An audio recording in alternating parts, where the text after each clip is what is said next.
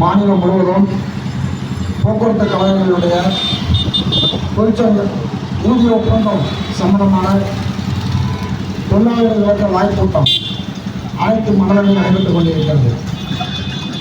1ஆம் தேதி முதல் 15ஆம் தேதிக்குள் அனைத்து தொழிலாளர்களுக்கும் ஊதிய ஒப்பந்தம் சம்பந்தமான விளக்கத்தை தொழிலாளி மத்தியில் கொண்டு சேர்க்க வேண்டும் என்ற சம்மேளன மாநில பேரவைகளின் முடிவின் அடிப்படையில் இன்று சேலம் மண்டலம் முன்பு நடைபெற்றிருக்கக்கூடிய இந்த கூட்டத்திற்கு தலைமையேற்கக்கூடிய அன்பு தோழர் ஏஐடிசியுடைய தலைவர் துரைசாமி அவர்களே, என்னுடைய மூத்த தோழர் ஏஐடிசியுடைய சம்மேளன துணை பொதுச்செயலாளரும் முருகராஜ் அவர்களே, கூட்டு சகோதரர் பொதுச்செயலாளர் மனோரமா அவர்களே சிறந்த கவிதையுடன் உங்களை உற்சாகமாக இருக்கிறார். அவருக்கு மூலத்தை நீங்கள் இணைப்பு தெரிவித்துக் கொள்கிறேன். கோரிக்கைகள் அனைத்தையும் கேட்டுக்கொண்டு தொழிலாளர்கள் மத்தியில் போய் ஒரு வளர்ச்சி குடும்பங்களுக்காக வந்திருக்கக்கூடிய அந்த தோழர்கள் அனைவருக்கும் தீர்ப்பு சங்கத்தின் சார்பாக மாலை நேர வணக்கத்தை தெரிவித்துக் கொள்கின்றனர். 15வது ஊதிய ஒப்பந்தத்தை உடனடியாக பேசி முடியும் என்ற கோரிக்கையை இன்று வலுவாக தொழிலாளர்கள் மத்தியில் கண்டுபிடித்திருக்கிறது. இந்த கோரிக்கையை நாம் எந்த அளவுக்கு வலுவாக கொண்டு சேர்க்க வேண்டும், இன்னும் ஆழமாக கொண்டு சேர்க்க வேண்டும் என்றால் அதனுடைய வேகம் இன்னும் அதிகப்படுத்த வேண்டும். 15வது ஊதிய ஒப்பந்தம், 14 ஊதிய ஒப்பந்தங்கள் முடிந்திருக்கின்றன.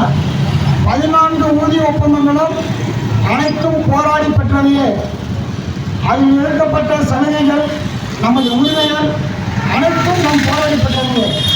இது எந்த விளக்கமும் கிடையாது. பே மேட்ரிக்ஸை பற்றி சொல்லும்போது கூட சொன்னாங்க. பே மேட்ரிக்ஸ் என்பது போன முறை வாங்கின ஒப்பந்தத்தினுடைய சிறப்பு. அதற்கும் கடுமையான போராட்டத்தை நடத்தினோம். அன்று 9 சங்கங்கள் கொண்ட கூட்டமைப்பு, இன்று ஆளுங்கட்சியாக இருக்கக்கூடிய தோமுசா உட்பட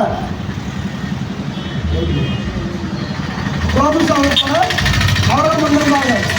ஆளுங்கட்சி ஆளுங்கட்சி பின்பும் அவர்கள் போராட்டங்களுக்கு நம்மளோட தான் நின்றார்கள். பே மேட்ரிக்ஸை வென்றெடுத்தோம் என்று அவர்கள் வெளியே போயிருக்காங்க. நம்ம கூட்டமைப்பு இருந்து 3 ஆண்டுகள் இருந்த ஒப்பந்தத்தை 4 ஆண்டுகளாக மாற்றினார்கள். இது ஏற்கனவே 5 ஆண்டுகளாக ஜெயலலிதா மாற்றிய போது முடியாது என்று போராடி 3 ஆண்டுகள் பெறப்பட்டது. ஆனால் இன்று இபிஐ காரணம் காட்டி 4 ஆண்டாக மாற்றினாங்க. அப்போ 4 ஆண்டாக மாற்றும் போது அவங்க சொன்னது என்ன? போன ஒப்பந்தம் பேசும்போது அதே சரியான நேரத்தில் பேச முடியவில்லை. ஆனால் சரியாக இந்த முறை பேசி முடித்துவிடும் என்றுதான் 4 ஆண்டாக மாற்றினார்கள். ஆனால் இந்த 4 ஆண்டுகள் முடிந்தும் 1 ஆண்டு ஆகிவிட்டது. 5 ஆண்டு கணக்காகிடுச்சு. சென்னை 14வது ஊதிய ஒப்பந்தத்துக்கான அரியரை முழுவதுமாக ஏமாற்றி விட்டார்கள். இப்போ 1 வருஷத்துக்கான அரியர் தரணும் பேசி முடிச்சா. இது வருமா என்ற கேள்விக்குறி நம்ம முன்னாடி இருக்கிறது. ஆனால் ஊதிய ஒப்பந்தம் பேசி தீர்க்க வேண்டும், அதை உடனடியாக பேச வேண்டும் என்ற கோரிக்கையும் இருக்கிறது. தொழிற்சங்கங்களை முறைப்படுத்த வேண்டும் என்று 14வது ஊதிய ஒப்பந்தத்தில் ஒரு முடிவு. ஆனால் இன்னும் நிலைமை ஏற்கனவே எஸ்ஐடிசியுடைய செயலாளர் சொன்ன மாதிரி தான் 7, 16 ஆச்சு, 14, 64 ஆச்சு, 80 ஆச்சு, 86 ஆச்சு. அதிகாரிகளே கூப்பிட்டு வா என்று கூட்டிக்கிட்டு போனால் அந்த தொழிற்சங்கங்களை வேண்டாம் என்று வெளியே அனுப்பக்கூடிய அளவுக்கு மோசமான நிலைமையில் இருப்பவர்கள் கூட தொழிற்சங்கத்தில் பேச்சுவார்த்தை நடத்திட்டு போறீங்க. தலைவர்கள் சில விஷயங்களை சொல்ல மாட்டார்கள். அங்கே என்னுடைய தலைவர்கள் பேச்சுவார்த்தைக்கு போனவர்கள் சொன்ன விஷயம், உள்ளார போன தொழிற்சங்கத்தில் உள்ளார போனீங்க, எனக்கு ஓடி தரல, எனக்கு லீவ் தரல, எனக்கு டிரான்ஸ்ஃபர் தரல, இதெல்லாம் கோரிக்கையை பேசியிருக்கிறாங்க பல தொழிற்சங்கங்கள். 50 தொழிற்சங்கங்கள் பேசி முடித்தவுடன் மதியம் உணவு வேலையை ஆகிப்போச்சுன்னு சொல்லி பேச்சுவார்த்தை முடிச்சுட்டாங்க. அடுத்த தேதியும் கொடுக்கலாம். அடுத்த பேச்சுவார்த்தையில் என்ன பேசணும் என்று அடுத்த முடிவு செய்யவில்லை. பேச்சுவார்த்தை கூட்டமைப்பு தலைவர் செஞ்சிருக்க வேணும், யாரும் வேளாண் நிர்வாக இயக்குனர் அவர்கள். ஆனால் இது வரைக்கும் அதுக்கான நடவடிக்கை எடுக்கலை. போன கேட்டதுன்னா எனக்கு ஓடியும், எனக்கு டிரான்ஸ்ஃபர் கொடுங்க, எனக்கு வண்டி போஸ்டிங் கொடுங்க, எனக்கு லீவ் தர மாட்டேங்கிறாங்க, இதெல்லாம் பேசியிருக்கிறாங்க. தொழிலாளர்களுடைய பேச்சுவார்த்தையை, ஊதிய ஒப்பந்த பேச்சுவார்த்தையை தடுக்க வேண்டும், அவர்களுக்கு கிடைக்கக்கூடாது செய்ய வேண்டும் என்ற நோக்கத்தில் தான் இது நடைபெற்றிருக்கிறது என்பதெல்லாம் நம்ம இவங்களும் பார்க்க வேண்டியது இருக்கு. ஏற்கனவே நமக்கு ஒரு அனுபவம் இருக்குது. 40 பேர் 45 பேரை கூட்டு போனப்போ என்ன நடந்ததுன்னு. அப்போ திட்டமிட்டு 60 பேர்த்து கூட்டிகிட்டு வரீங்க, என்ன காரணம்? ஆளும் தொழிற்சங்கத்துக்கு இது தெரியும், அதிகாரிகளுக்கும் தெரியும். 3 நாளைக்கு முன்னாடி பேப்பரில் வருது 100 தொழிற்சங்கம். அப்போ இது யாருடைய திட்டமிட்ட செயல்? அதிகாரிகளுடைய திட்டமிட்ட செயல் என்றால் ஆளும் தொழிற்சங்கம் நடிக்க பார்க்கிறதா? ஆளும் தொழிற்சங்கங்களுக்கு தெரிஞ்சே இது நடக்கிறது என்றால் தொழிலாளிகளை அவர்கள் காது கொடுக்க விரும்புகிறார்கள். பேசணும். 27ஆம் தேதி பேச்சுவார்த்தை, 25ஆம் தேதி கூட்டமைப்பு கூட்டம் நடந்தது. அந்த கூட்டத்தில் போய் பேசுறப்ப கூட நம்ம கூட்டம் 9 சங்க கூட்டமைப்பு இல்லாமல் மற்ற 3 சங்கங்கள் 4 சங்கங்கள் வந்தாங்க. தேமுதிக, பாட்டாளி உட்பட எல்லாம் வந்தாங்க. ஆனால் திமுக வரல. பேச்சுவார்த்தையில் போய் பேசும்போது என்ன பேசுறாங்க? ஆனந்த தொழிற்சங்கம் கூட முறைப்படுத்தல் என்கின்றார்கள். எவ்வளவு தொழிற்சங்கம் வந்தது நிலக்கத்தனம் தலைவர் சொன்னாங்க. ஆனால் அதிமுக தொழிற்சங்க ஏற்றிச்சு அவர்கள் எண்ணிக்கை அனைவருக்கும் சம உரிமை கொடுங்கள் என்று அவர்களையும் உள்ளார் கூட்டணி வாங்க கூப்பிடுறாங்க. எல்லாத்தையும் வந்துட்டு அவர்கள் அரசியல் சேர்த்து பார்க்குறாங்க. ஆனால் தொழிலாளி பாதிக்கப்படக்கூடாது என்பதுதான் நம்மளுடைய நோக்கம். இப்படி ஒரு முறையற்ற பேச்சுவார்த்தை நடந்துகிட்டு இருக்குது. இந்த பேச்சுவார்த்தை உடனே பேச முடியும். ஊதிய ஒப்பந்த பேச்சுவார்த்தை மட்டும் பண்ணாங்க. ஏன்னா ஊதியம் மட்டும் அதில் பேச போறது கிடையாது. தொழிலாளர்களுடைய பென்ஷன் இருக்கு, ஓய்வுபெற்ற தொழிலாளர்களுடைய டிஏ இருக்கு, நிலுவை பலவான இருக்கு, இந்த போக்குவரத்து எல்லாம் காப்பாற்ற வேண்டிய வரவு செலவு இருக்கு. ஏற்கனவே எங்களுடைய ஏழம்சம் கோரிக்கை அதுக்குள்ள தான் இருக்கு. அதை நீங்க முழுசா பேசி ஆகணும். ஒவ்வொரு கொடுத்த கோரிக்கைகள் மேல் அனைத்தும் பேசி ஆகணும். தொழிற்சங்க கூட்டமைப்புகள் கிட்டத்தட்ட ஒரு 30 கோரிக்கைகள் மேலே கொடுத்துருக்காங்க. இப்ப அதை கொடுத்த ஒரு 30 கோரிக்கைகள் கொடுத்துருக்கிறாங்க. ஆனால் இது அல்லாமல் கூட்டமைப்பு சங்கங்களுக்கு தனித்தனி கோரிக்கைகள் இருக்கிறது. எல்லாமே தொழிலாளர்கள் நலன் சார்ந்த விஷயம். எல்லாத்தையும் பேச வேண்டும் என்றால் அதை முறைப்படுத்த வேண்டும். பேரவை சங்கங்கள், சம்மேளனங்கள், ஒன்றுக்கும் மேற்பட்ட கழகங்களில் இயங்கக்கூடிய தொழிற்சங்கங்கள் ஏதாவது ஒரு வகையில் முறைப்படுத்தணும்ல. வழக்குக்கு போயிடுவாங்க அப்படின்னு ஒரு காரணத்தை சொல்லி நீ அனைவரையும் கூப்பிட்டு உள்ளார உட்காந்து கல்யாண மண்டபத்தில் உட்கார வைக்கணும்னா என்ன நடக்கும்? ஸ்டாண்டிங் ஆர்டர்னு ஒன்று பேர், காமன் ஸ்டாண்டிங் ஆர்டர் வருது. இந்த ஸ்டாண்டிங் ஆர்டர் அமலாக எவ்வளோ நாள் ஆகுது? 25 வருஷம் ஆகுது. 25 வருஷத்துக்கு முன்னாடி இந்த ஸ்டாண்டிங் ஆர்டர் அமலானது. அப்ப இப்படிதான் அனைத்து தொழிற்சங்க கல்யாண மண்டபம் எடுத்து கூப்பிட்டாங்க, வச்சாங்க, பேசினாங்க. ஆனால் அவங்க எல்லாம் சேர்ந்து வழக்கு போனாங்க. வழக்கு போய் என்ன நடந்தது? 25 வருஷம் கேஸ் நடந்துச்சு. அப்படியாச்சும் 25 வருஷத்துக்கு ஒப்பந்தம் தள்ளி போடுறதுக்கு இந்த அரசாங்கம் விரும்புதா? அப்படிங்கிறத நம்ம முன்னாடி கேள்வி. என்ன செய்ய போறீங்க? தொழிலாளர்கள் போராட்டத்துக்கான தயாரிப்பை விரைவுபடுத்த வேண்டும். அதுக்கான நடவடிக்கைகளை பேசணும். இதெல்லாம் நீங்க பேசி முடிஞ்சதுக்கு அப்புறமேட்டும் நம்ம முன்னாடி இருக்கக்கூடிய விஷயம் இதெல்லாம் போய் தொழிலாளிகிட்ட சேருமா? தொழிலாளி ஒப்பந்தத்தை தொழிலாளிகிட்ட சேருமா அப்படின்னா தொழிலாளிகிட்ட போட்ட ஒப்பந்தத்தை அமுல்படுத்த சொல்லி ஒரு போராட்டத்தை நடத்தி ஆகும். அதுக்கான போராட்டத்தை நம்ம பின்னாடி நடத்தி ஆகணும். உதாரணத்துக்கு ஒரு சின்ன விஷயம் ஞாபகப்படுத்துறேன். இந்த போன ஒப்பந்தத்தில் ஒரு சரத்துல ட்ரைனிங் பீரியடும் சர்வீஸுக்கு எலிஜிபிள் அப்படின்னு சொல்லி கொடுத்துருக்குறாங்க. ட்ரைனிங் பீரியட் நம்ம வந்து டெய்லி பேர் உள்ள வருவோம். அப்ரெண்டிஸ் சொல்ல இருப்பாங்க, டெய்லி கம்பெனி அப்ரெண்டிஸ் எல்லாம் முன்னாடி இருந்துச்சு. ஆனால் இப்போ 240 நாளில் கன்ஃபார்ம் பண்ணிடுறாங்க. ஆனால் ட்ரைனிங் பீரியட்லையும் அவரை கன்ஃபார்ம் பண்ணுன்னு சொல்லி அவங்களுக்கு சர்வீஸில் எடுத்துக்கணும். அது கிராஜுவேட்டிக்கு கணக்கில் எடுத்துக்கணுங்க. கிராஜுவேட்டிக்கு கணக்கில் எடுத்துக்கக்கூடிய சர்வீஸ் இருக்குது அப்படின்னு சொன்னால் அவரோட சர்வீஸ் உண்டா இல்லையா? அப்போ சர்வீஸ் எடுத்தால் ஆகணும். அலுவலக பணியாளர்கள் கிட்டத்தட்ட இந்த அலுவலகத்தில் ஒரு 150 பேர் இருக்கிறாங்க. 150 மற்ற கழகங்கள்லையும் இருக்கிறாங்க. அவர்களுக்கு பிஎஃப் பிடிச்சிருக்கிறீங்க. சேர்ந்த காலத்தில் வந்து ஒரு தொழிலாளிக்கு பிஎஃப் பிடிச்சிட்டாலே அவர்கள் வந்து முறையாக வந்துடுறாங்க, தொழிலாளி வந்துடுறாங்க. அப்போ அவர்களுக்கான சர்வீஸ் அதை எலிஜிபிள் ஆகும். கிட்டத்தட்ட 150 தொழிலாளிக்கு வேதனம் பேசிக்கிட்டு கிட்டத்தட்ட 2 வருஷமாக எங்களுக்கு கோரிக்கை நிராகரிச்சுட்டு இருக்கு இந்த நிர்வாகம். நேற்று ஒரு 2 நாளைக்கு முன்னாடி எங்கள் மாநில செயலாளர் மூலமாக பேசியிருக்கிறோம். நீங்கள் அதை செய்யலை அப்படின்னு சொன்னால் அடுத்த கட்டம் இதற்காகவே தனியான ஒரு நடவடிக்கைக்கு போக போகிறோம் அப்படிங்கிற நம்ம சொல்கிறோம். இது மட்டும் கிடையாதுங்க. நீ வண்டி போசிங் பிரச்சனை, லீவு பிரச்சனை, இது மாதிரி விஷயங்கள் எல்லாத்துலேயுமே இருக்கு. எந்த பிரச்சனை சலுகைகளாக இருந்தாலும் நீங்கள் பாஸ்போர்ட் பிரச்சனையிலேருந்து நீங்கள் ஃபேமிலி பாஸ்போர்ட் வாங்குறீங்க, அதுமாரி பிரச்சனை என்ன சின்ன சின்ன பிரச்சனைங்க இதெல்லாம் இங்கே பேசலாமா? ஆனால் இதெல்லாம் முடிஞ்சு ஒப்பந்தத்தில் பேசுறது தொழிலாளிங்க, அது தொழிற்சங்கங்க. இது கழக மட்டத்தில் பேசி முடிக்க வேண்டிய விஷயம். நாம சொன்ன கேட்கறதுக்கு தயாராக இல்லை. ஒரு ஜிஎம் போட்ட உத்தரவை கிளம்பாலும் மதிக்க மாட்டாங்க, கேட்க மாட்டாங்க. இளைஞர்களை சொன்னாங்கன்னா நீ மேலே அலுவலகத்துக்கு வரவே வராது, கொடுக்குற நாட்டில் கீழே போவாது. இந்த மாதிரி ஆளுங்கட்சிக்கான அடிமைத்தனமான கேள்வியாளர்கள் இவர்களை வச்சு இங்கே நிர்வாகம் நடத்துறதுக்கான நடவடிக்கை நடத்திருக்கிறது. இந்த நிலைமையில தான் நம்ம இவர்கள் ஒப்பந்தம் போட்டு இந்த ஒப்பந்தத்தை அமலாக்க வேண்டும் என்று நம்ம போராடி இருக்கிறோம். இது தொழிலாளர்கள் மத்தியில் வந்திருக்கிறது. நம்ம முன்னாடி இருக்க மிகப்பெரிய முதல் பிரச்சனை வரவு செலவுக்குமான பிரச்சனை. இந்த வரவு செலவுக்குமான பிரச்சனை எங்கிருந்து எப்பொழுது ஆரம்பிச்சோம்? அதிமுக காலத்தில் 10 வருஷத்துக்கு முன்னாடி ஆரம்பிச்சது. திமுக அரசாங்கம் ஆட்சிக்கு வர்றதுக்கு முன்னாடி 7 வருஷம் இந்த ஒரு கோரிக்கை போராடினாங்க. சலமோ பேசுறாங்க. 4 அமைச்சர்கள் 2 சங்க தலைவர்கள் உட்பட திமுக போன்ற புக்லெட்டை நீங்க அமல்படுத்துங்க எங்களுக்கு தெரியல புரியுது. அதுலேயும் முதலமைச்சர் கோரிக்கை வரவுக்கு செலவுக்குமான வித்தியாசம் தான். இந்த வரவுக்கு செலவுக்குமான வித்தியாசத்தை நீங்க கொடுத்தீங்கன்னா ஆனால் இந்த போக்குவரத்து கழகத்தை முன்னதாக நடத்த முடியும். எம்டிசிக்கு கூட 350 கோடி கொடுத்துருக்கா சொன்னாங்க. நகரப்புற வளர்ச்சி திட்டத்திற்கு உலக வங்கி கொடுத்த பணம் 140 ரூபாய் கொடுத்து 5 பேர் வரவு செலவுக்குமான வித்தியாசம் சொல்லி நீங்க மாற்றி விட்டாங்க. நீங்க பொய் கணக்கையே கொடுத்துருக்கக்கூடிய அப்படி 1/4/2003 பின்னாடி பணியில் சேர்ந்த தொழிலாளர்களுக்கான பென்ஷன் வேண்டும். இந்த கோரிக்கையில் முதன்மையான பிரச்சனையை பென்ஷன். இந்த ஒப்பந்தத்தில் முதன்மையான பேசுவது பென்ஷன் கூட்டமைப்பு சங்கங்கள் அடுத்த பேச்சுவார்த்தை பென்ஷனை பற்றி பேசிட்டு அடுத்தது பேசுன்னு சொல்லியிருக்கிறோம். அதான் 1/4/2003 பின்னாடி சேர்ந்தவங்க. வாஜ்பாய் அரசாங்கம் 1/4/2004 கொண்டு வந்தாங்க. ஜெயலலிதா 11 மாதம் முன்னாடியே அதை கொண்டு வந்தாங்க. 11 மாதம் முன்னாடி கொண்டு வந்தது வாஜ்பாய் அரசாங்கத்தால் அமல்படுத்த முடியவில்லை. ஏனென்றா அந்த 5 வருஷமும் நாங்கள் விவசாயியாக வாஜ்பாய் அதில் மன்மோகன் சிங் கொண்டு வர முடியல. வாஜ்பாய் முடிஞ்சு மன்மோகன் சிங் வந்தப்போ ஏன்னா இடதுசாரி அரசாங்கம் அவர் ஆதரவு கொடுத்ததுனால தடுத்து நிற்கிறது. 2வது ஐக்கிய முற்போக்கு கூட்டணி ஆட்சியில் தான் அமலுக்கு கொண்டு வர முடியுது. அதுதான் நிலைமை. ஏன்னு கேட்டீங்கன்னா விவசாயிகள் தொழிலாளி மத்தியிலிருந்து விலகி நின்றாங்கன்னா ஆட்சியிலிருந்து விலகி நின்றாங்கன்னா அவர்களுடைய மோசமான கொள்கையை அமல்படுத்த முடியுங்கிறதுக்கு இந்த பென்ஷன் திட்டமாக உதாரணம். ஓய்வு தொழிலாளர் மாவட்ட சொன்னார் எதுவும் போராட்டத்துக்கு எல்லா தீர்வுகள் இருக்கு. போராட்டத்திற்கான முடிவுதான் இறுதி தீர்வு. அது எந்த மாற்று கருத்துமே கிடையாது. காரணம் தெரியுதா 10 வருஷம் ஆக முடியாது அசைக்க முடியாது. நான் சொல்லியதுதான் சட்டம் என்று இருமாப்புடன் இருந்த வாஜ்பாய் நரேந்திர மோடி இருமாப்புடன் இருந்த நரேந்திர மோடி இன்னைக்கு என்னாச்சு ஒரு வாட்டி கொண்டு வந்த மசோதாவை கடப்பா போட்டாங்க.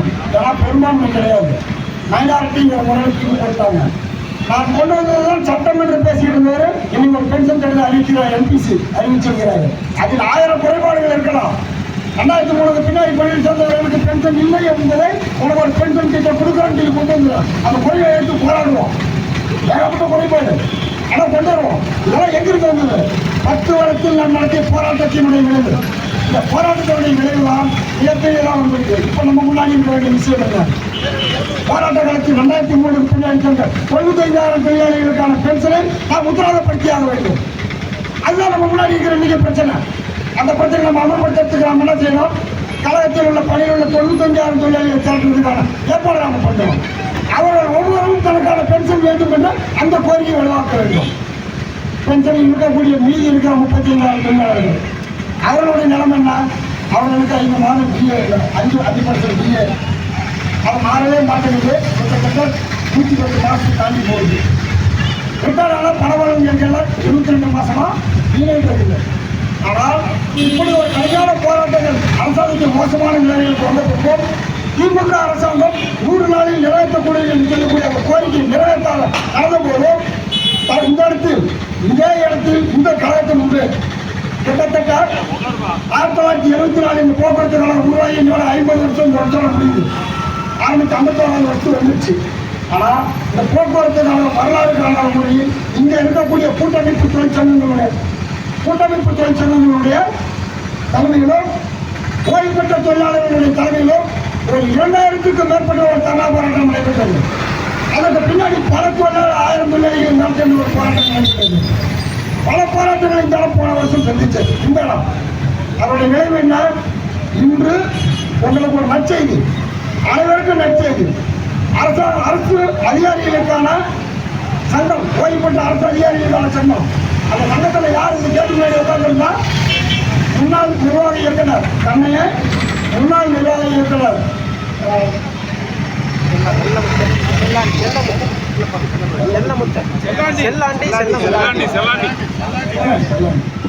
செல்லாண்டி பாலசுப்ரமணியம் போன்ற அவெல்லாம் டிவிஷன் மேனேஜர்கள் செல்லமுத்து எல்லாருமே இந்த கேட்டு முன்னாடி உட்கார்ந்துருந்தாங்க.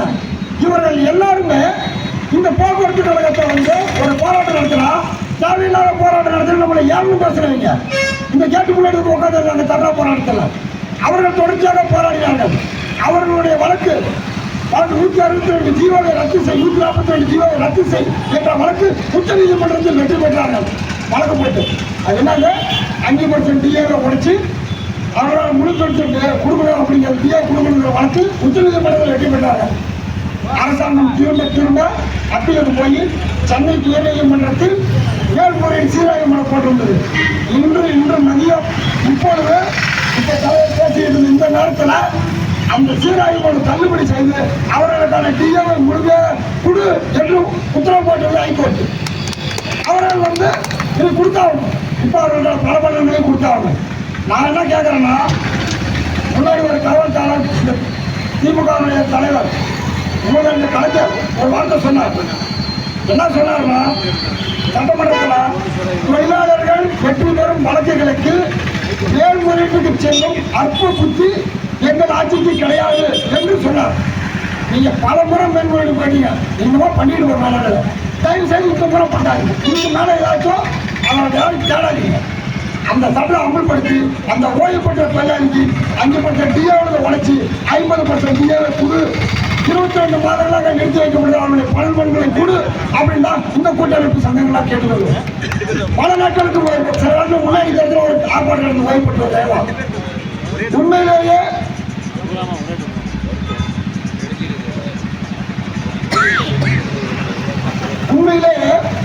அந்த இடத்துல எனக்கே கண்ணீர் வரக்கூடிய ஒரு சம்பவம். அந்த ஓய்வு பெற்ற ஆர்ப்பாட்டத்தில் நான் வந்திருக்கேன். பல பேர் எங்கள் அப்பாவோட வேலை செஞ்சீங்க, அவங்களோட இருந்து மறியல் வந்தாங்க. கிட்டத்தட்ட ஒரு 400 பேர் மறியல் அரசாங்க.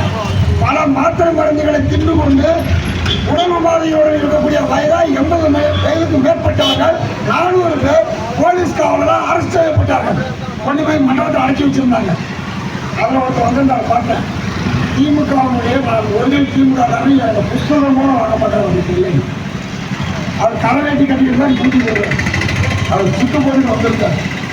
எங்கங்க இருக்கிற இன்னும் உடம்புக்குள்ள போச்சுன்னு கேட்டேன். எனக்கு பென்ஷன் 8000, ஆக்சிடென்ட்டில் கால் வலி 3 லட்சம் செலவு பண்ணுவேன், என்னால் முடியல, அதனால் பென்ஷன் மேலே லோன் வாங்கிட்டேன், எனக்கு 3000 தான் பென்ஷன் இருக்குது, என் பசங்க 2 பேரும் எனக்கு துரத்தி விட்டாங்க, என்னால் முடியல, காப்பாற்ற முடியல, இப்போ போராட்டத்தில் டிஏ கிடச்சதுன்னா என்னால் ஏதோ கொஞ்சம் சாப்பிட முடியும் அப்படின்னு. இப்போ எங்கே தங்கி இருக்கீங்க அப்படின்னு கேட்டேன். அதனால் நம்ம சொன்னது, வள்ளலாருடைய ஆசிரமத்துக்கு 3 வேளை சோறு போடுறாங்க, மருந்து மாத்திரைக்கு மட்டும் தான் கிடச்சிருக்கு, சோறு அங்கே போடாமல் நான் அங்கே படுத்துருக்கிறேங்க, இன்னைக்கு முடிச்சோன்னே நான் அங்கே போயிடுவேன் அப்படின்னா. உண்மையில ஒரு நிமிஷம் என் கண்ணு கலந்துச்சு. மாணிக்கம் பேர் அத்தம்பிட்டு போல வேலை செஞ்சோம் டிரைவர். நிர்வாகிகளிடம் சென்ற முறை போகும்போது மலையோட போயிருந்தோம். எங்கள் நிர்வாகிகளை இப்போ இருக்கிற ஒரு பேசுகிறாரு, பல விவாதங்கள் பண்ணணும், பல விஷயங்கள், பல தொழிற்சங்கள், பல தொழில்துறைகள் மற்றதை பற்றி எல்லாத்தையும் பேசுகிறேன். அப்போ ஒரு வார்த்தை சொன்னார், உண்மையில பொண்ணான வார்த்தை, ஆனால் ஏற்றுக்கிறேன். பல துறைகள் இருந்தாலும் உணவு பாதுகாப்பு துறை ஒன்று இருக்குது. அவர் ஆசிரியர் ஃப்ரீஎன்சி போனான். அந்த ஃப்ரீஎன்சி போனதுக்கு அப்புறமேட்டு தமிழ்நாட்டில் பசி என்று சாவு எதுவும் இல்லை, நின்று போச்சு. உண்மையில பாராட்ட வேண்டிய விஷயம். நாங்கள் போக்குவரத்து கழகத்துடைய முன்னேற்றம், இந்த தமிழ்நாட்டுக்கு முன்னேற்றத்துக்கு என்ன விஷயம் அது மட்டும் பார்ப்போம். ஆனால் அந்த துறையினால நின்றுச்சு அப்படின்னு சொன்னால், இப்போ நாங்கள் என்ன கேட்குறோன்னா, நம்முடைய போக்குவரத்து தொழிலாளி, இந்த இடத்துல இருக்கக்கூடிய இந்த தொழிலாளி உங்களுடைய வேலை செஞ்சுவேன், நீங்கள் சோத்துக்கு இன்னொரு இடத்துல படித்து கிடக்கலாம், இது நியாயமா? என்னுடைய வேலை சொன்ன மாரி தான் 100 பேர்த்துக்கு ஒரு நாள் தண்டிச்சிடக்கூடாது, குற்றம் சொல்லி ஒரு நாள் தண்டிச்சிடக்கூடாது அப்படிங்கிற மாதிரி தனி ஒரு மனிதனுக்கு உணவில் சகத்திலே இருக்கும்னு சொன்னார். அதுமாதிரியான கதையா? நீங்கள் தனி மனிதனுக்கு சாப்பாடு கிடையாது, மருந்து மாதிரி சாப்பாடு வந்துருந்தாரு. இப்போ இதுக்கு மேலே நீங்கள் அப்பீலுக்கு போக போறீங்களா? இன்னொரு பல தொழிலாளிகள் இருக்கிறாங்க, 80 வயசுக்கு மேற்பட்டவங்க, 85 வயசுக்கு மேற்பட்டவங்க.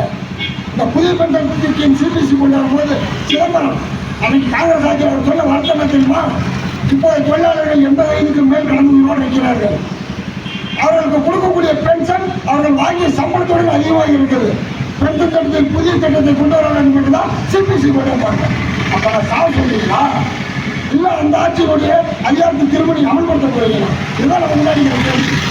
நம்ம அரசாங்கத்துக்கு முன்னாடி இந்த நிர்வாகத்துக்கும் நம்ம நிர்வாக இயக்குநரும் பேச்சுவார்த்தைக்கு போறாரு. அதுக்கு முன்னாடி கூட்டமைப்பு கூட அதிகாரிகளுடைய கூட்டமைப்பு கூட்டம் நடக்கும். தயவு செய்து நம்மளுடைய நிர்வாக இயக்குனர் அந்த கூட்டத்தில் இந்த மேல்முறை தீர்ப்பு மேலே எந்த மேல்முறையும் செய்ய வேண்டாம் என்று நாங்கள் பணிவோடு கேட்டுக்கொண்டோம். இதுதான் கூட்டமைப்பு சார்பாக கேட்க வேண்டிய விஷயங்கள். அதுக்கு பின்னாடி எங்களுக்கு அகவலைப்படி முறைப்படுத்தணுங்கிறான விஷயங்கள் இப்போ அது வந்து கோர்ட்டு தீர்ப்பு வந்துருச்சு. நீங்கள் உடனடியாக சரி செய்யணும் அப்படிங்கிறதும் ஊதிய ஒப்பந்த முரண்பாடுகளில் கிட்டத்தட்ட 2015 அதுக்கு பின்னாடி பணியில் சேர்ந்த தொழிலாளர்கள் பார்த்தீங்கன்னா மற்ற துறை ஊழியர்களுக்கு இருக்கிற மாதிரியான கிட்டத்தட்ட இருக்கும். ஆனால் கிட்டத்தட்ட 20-15 சர்வீஸுக்கு முன்னாடி இருக்கிற தொழிலாளர்களுக்கு எல்லாமே மற்ற துறை ஊழியர்களோட சம்பள வித்தியாசம் இருக்கும். இன்னைக்கு 30,000 சர்வீஸ் பண்ணால் இங்கே இருக்கிற ஒரு ஓட்டுநர் கலவு போட்டு நகராட்சியிலையோ இல்லை அரசு கலெக்டருக்கோ இல்லை யாருக்கோ ஒரு கார் ஓட்டுறாங்க வெளியில், அந்த டிரைவரோட 30 சர்வீஸ் வந்து பாருங்க சம்பள வித்தியாசம் எவ்வளோ இருக்குது. இபியில் கவலை போட மாட்டேன். இபிக்கு நமக்கு ஆல்ரெடி எப்பயுமே வித்தியாசம் அதிகம். அது அதிகமான சம்பளம் வாங்கிட்டு இருக்கிறது அது எங்களுக்கு நல்ல மாதிரியாக கம்பேர் பண்ணி கேட்கணும். எங்களுக்கு அந்த முரண்பாடை சரி செய்து கொடுங்க அப்படிங்கிறத இப்போ நம்ம முன்னாடி இருக்கக்கூடிய பிரதானமான கேள்வி. இந்த கோரிக்கைகளுடன் நாம் நம்மளுடைய புதிய தொழிலாளர்களை இப்போ ஓய்வுபெற்றவர்கிட்டயே ஓரளவுக்கு இப்போ வெளிச்சம் அப்படியே மேல் தெரியுது. அதோட தீர்ப்பு எந்த அளவுக்கு வரும்னு தெரியாது. வரவில்லை என்றால் நிர்வாகம் மீண்டும் மீண்டும் அப்பீலுக்கு போகும் என்றால் நம்முடைய போராட்டம் சென்ற முறை ஓய்வு பெற்ற கூட்டமைப்பினருடன் சேர்ந்து நடந்த போராட்டத்தை விட மிக வலுவான ஒரு போராட்டமாக இந்த ஏரியா சந்திக்கிற அளவுக்கு இருக்கும். ஆனால் அதே நேரத்தில் 2003 பின்னாடி பயணம் சேர்ந்த அந்த 95 தொழிலாளர்களை போராட்டம் கூட்டு வர வேண்டிய கட்டாயம் இருக்கு. அரசு ஊழியர்களாக இருந்து 72 நாம் வந்து கழகங்களாக மாற்றப்பட்டோம். 77 பென்ஷனுக்கான பிரச்சனை வந்தது. தொழிலாளர்களுக்கு பென்ஷன் வேண்டும் என்ற கோரிக்கை 77 வந்தது. 92 அவர்கள் வந்து 1000 ரூபாய் பென்ஷன் கொடுத்தாங்க, சேவலாளர் பென்ஷன் கொடுத்தாங்க. 98 பென்ஷன் முழுமையான பென்ஷன் கிடைக்கிற ஏற்பாடு வந்தது. கிட்டத்தட்ட ஒரு பெரிய நீண்ட போராட்டத்துக்கு பின்னாடி வந்தோம். இப்பொழுது நாங்கள் 92 தொழிலாளிகளை எப்படி பென்ஷனுக்காக திரட்டினோமோ அதே நிலைமையில் திரும்ப வந்து இருக்கிறோம். இந்த 95 தொழிலாளர்களையும் பென்ஷன்களால் கொண்டு வரணும் என்றால் 92 1992 இந்த போக்குவரத்து தொழிலாளர்கள் என்ன போராட்டத்துக்கு இருந்தாலோ அதே போராட்டத்துக்கு நம்ம கொண்டு போய் இருக்கிறோம். அவர்களை தட்ட வேண்டிய கடமை நம்ம முன்னாடி தான் இருக்கு. அதை செய்ய வேண்டிய பொறுப்பும் இந்த கூட்டமைப்பு தமிழர்களுக்கு தான் இருக்கு. அதை வேகமாக செய்வோம், வெற்றி பெறுவோம் என்று கூறிக்கொண்டு வாய்ப்புக்கு நன்றி சொல்லுவாங்க.